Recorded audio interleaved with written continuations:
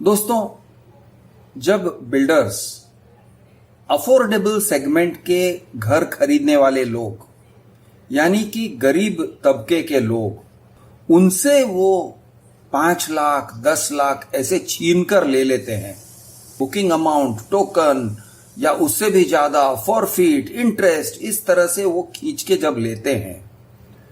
तो क्या ये नैतिक है? Is it moral? और क्या ये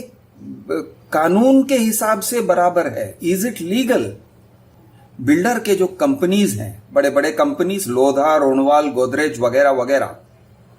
जो किसी से 10%, किसी से 20%, एक प्रॉपर्टी वैल्यू का 20% किसी से ले लेना। आप जस्ट सोचिए, 50 लाख की प्रॉपर्टी है तो उसका 20% यानी 10 लाख, 10% यानी 5 लाख। जब आप किसी को कहते हो कि ये अफोर्डेबल हाउसिंग खरीद रहा है, यानी कि गरीबों के लिए बनाया हुआ हाउसिंग, कमजोर वर्ग के लिए बनाया हुआ हाउसिंग कह के आप बेचते हो, प्रधानमंत्री आवास योजना का बेनिफिट दे रहे हैं, ऐसे सब बेनिफिट्स दिखाते हो, और फिर उनसे अगर आप खींच के उनका token amount, booking amount, forfeit, interest ऐसे सब ले लेते हो, लाखों रुपया उनसे ले लेते हो और उनको खींच लेते हो, ऐसे जगह पे खींच लेते हो, ऐसी यानी ऐसे एग्रीमेंट में आप उनको खींच कर ले जाते हो कि वो आर्थिक रूप से नष्ट हो जाते हैं। They are financially ruined. एक बार आपको सोचना चाहिए, और आपको मतलब अब मैं बात कर रहा हूं हर एक ऐसे इंसान को जो ऐसे काम में पार्टिसिपेट करता है। बिल्डर के सेल्स टीम, प्री सेल्स वाले जो लोग हैं, टेलीकॉलर्स वगैरह जो हैं, वो उनको खींचकर लेके आते हैं, उनको आकर्षित करके लेके आते हैं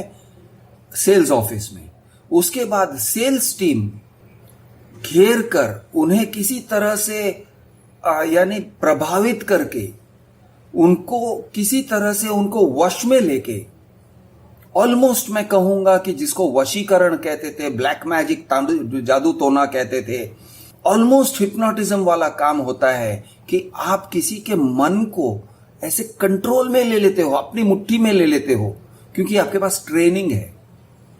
आपको ट्रेन किया जाता है इस काम में, और ऐसे करके आप किसी तरह से घेर के, जानवर को जैसे परभक्षी खाता है, जैसे शेर बकरी या गाय के बच्चे को पकड़कर घेर के कोने में ले जाके उसको मार के खाता है, उस तरह से आप जब एक कस्टमर को